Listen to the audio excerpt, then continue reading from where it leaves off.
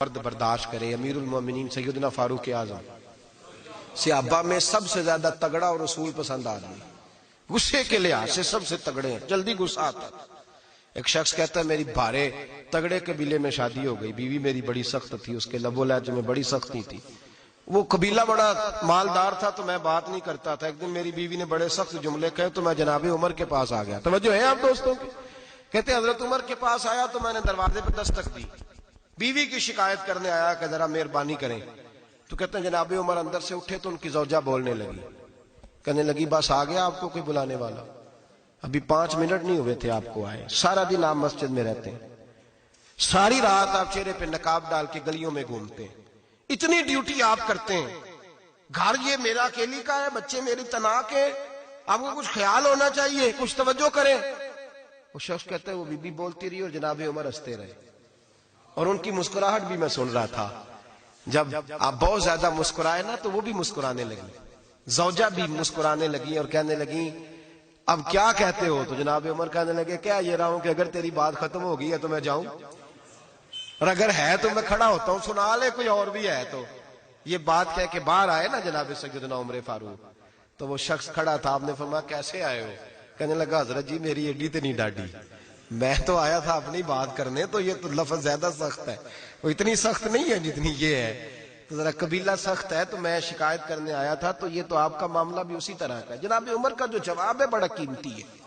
آپ نے فرمایا میری بیوی میری ہر طرح کی خدمت کرتی، لفظوں کا حسن دیکھیں، ایسے نہیں کہ بیوی کوئی کام بھی نہ کرے اور مفت کی چڑھائی کرے، وہ بھی درست نہیں ہے۔ فرمایا میری بیوی میری ہر طرح کی خدمت کرتی ہے، میں گھر نہیں ہوتا تو میرے بستر کو پاک رکھتی ہے، کسی کی جرت نہیں میرے بستر کو دیکھ بھی جائے، میرے بچوں کو جب میں بستر پہ بلاتا ہوں آتی ہے، میرے بچوں کا خیال رکھتی ہے، میں باہر ہی رہتا ہوں گھر کے، لیکن گھر کی ذمہ داریاں ساری اس نے اپنے کندھوں پہ لے لی ہیں۔ فرمایا میرے مزاج میں جلال ہے، میں روز اونچا بولتا ہوں تو سنتی ہے، میری بیوی ہے نا، میں اس کا لباس ہوں وہ میرا لباس ہے، کبھی کبھی وہ اونچا بولتی ہے تو میں بھی سن لیتا ہوں، بیوی جو میری ہے میری بیوی ہے نا۔ ایک جملہ میرے اعلیٰ حضرت کا ہے، اور اعلیٰ جملہ ہے، اگر آپ کی سمجھ میں آ گیا تو ٹھیک، ورنہ وضاحت ہو نہیں سکتی، جگہ ایسی ہے کہ وضاحت نہیں ہو سکتی۔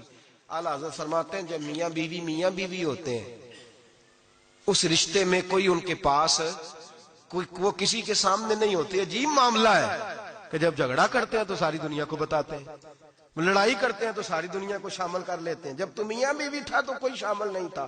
فرمایا تو اس کا لباس ہے وہ تیرا لباس ہے، تو اپنے جھگڑے میں بھی اب کسی کو شامل ہے، بہت مجبوری بن جائے تو قرآن نے حکم دیا ہے کہ 2 ادھر سے لوگ بلاؤ 2 ادھر سے حکم بلاؤ، وہ بہت مجبوری، لیکن ہر بات ہی شیئر کرنا۔ اب آخری بات سن لیں اس عنوان پر کہ گھر کیوں ٹوٹتا ہے۔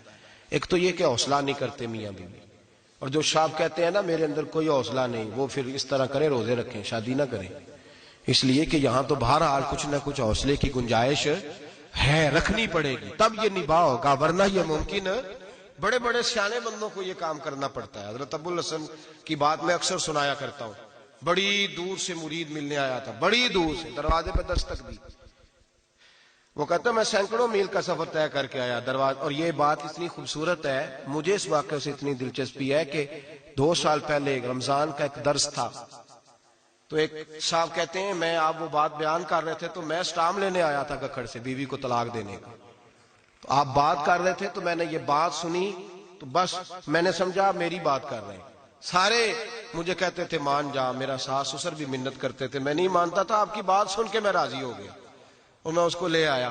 حضرت ابو الحسن کہتے ہیں بیوی ذرا مزاج کی سخت تھی، کردار کی بڑی عمدہ، پر لفظوں کی ترش تھی، تلخ جملے بولتی تھی، تو مرید ملنے آیا بڑی دور سے، بستا دروازے پہ دستک دی، کون ہے؟ کہا میں حضرت کا عقیدت مندوں ملنے آیا ہوں۔ تو اس نے کہا کہ وہ کسی جنگل میں اللہ اللہ کر رہا ہوگا، تو بھی ویلا ہی ہے جس طرح وہ ویلا ہے، فارغ ہے بالکل، تو بھی اسی کی طرح کا، کئی جنگل میں ہوگا وہ ہو کرتا، جا تو بھی بیٹھ جا پاس جا کے، سارے فارغ اسی کے پاس بیٹھے رہتے ہیں۔ حضرت ابو، اور یہ کون ہے؟ محمود غزنوی کے پیر ہے۔ محمود غزنوی کو کرتا دیا، کہا مشکل پڑ جائے تو میرے کرتے کے وسیلے سے دعا کرنا، اللہ حل کر دے گا۔ محمود غزنوی کہتا ہے سومناتھ کے مندر نہیں فتح ہوتے تھے، جب میں تھک گیا حملے کر کر کے تو میں نے اپنے پیر کا کرتا سامنے رکھ کے دعا مانگی، فتح ہو گئی۔ رات کو حضرت ابو الحسن خواب میں ملے، فرمایا تو نے قیمت نہیں ڈالی میرے کرتے کی، بس فتح مانگی کہ حضور پھر فرمایا میرا کرتا رکھ کے کہنا تھا یا اللہ سارے ہندوؤں کو مسلمان کر دے، اللہ نے مسلمان کر دینا تھا. اتنا بڑا شخص، اور گھر میں آل کیا ہے دستک دی تو بی بی کہتی ہے کون ہے؟ کہا ملنے آیا تھا. تو بھی فارغ ہے؟ اس نے کہا جی میں تو بڑی دور سے آیا ہوں. نے کہا وہ جنگل میں ہوگا، کہا ہو کر رہا ہوگا، تو بھی جا اس کے پاس، کرو جو دل میں آتا ہے. تو کہتے ہیں میں نے کہا یہ کچھ بھی نہیں بیچارہ، جس کا گھر ہی حال کوئی نہیں، تو کچھ بھی نہیں ہے، کوئی شے نہیں، چھوڑو، لیکن اب آیا ہوں بڑی دور سے تو ملنا تو پڑے گا. کہتے ہیں میں نے جنگل کی طرف منہ کیا، شام ہو رہی تھی تو حضرت گھوڑے پہ بیٹھے ہوئے، شیر پہ بیٹھے ہوئے، شیر پہ بیٹھے آ رہے. پھر میرے دل میں خیال آیا کہ بیوی رام ہوتی نہیں اور شیر کو لگام ڈالی ہوئی ہے، کیا وسوسہ آیا. تو فرماتے ہیں نیچے اترے تو فرمانے لگے کہ ساری عادتیں اچھی ہیں، زبان کی نہیں اچھی، ساری عادتیں. میں نے بتایا نہیں، خود بولے ساری عادتیں اچھی ہیں، زبان کی نہیں اچھی. اور مجھے پتا ہے میں نے نکال دی تو کوئی رکھے گا بھی نہیں، کسی کے ساتھ گزارا نہیں کر سکتی، میرا تو ہو رہا کوئی نہیں رکھے گا. فرمانے لگے میں اس بد زبان سے حسن سلوک کرتا ہوں، اللہ نے بے زبان مخلوق میری فرما بردار کر دی. یہ جو میں بیٹھا ہوں یہ میری ریاضت کی وجہ سے نہیں، اس بد زبان سے حسن سلوک کرتا ہوں تو یہ بے زبان میری تابعدار ہے. میں نے نکال دی تو گزارا. حوصلہ کریں، دلیری پیدا کریں، اپنے مزاج کے اندر قوت پیدا کریں، جو بات بات پہ پھٹ پڑے اس کا ظرف کمزور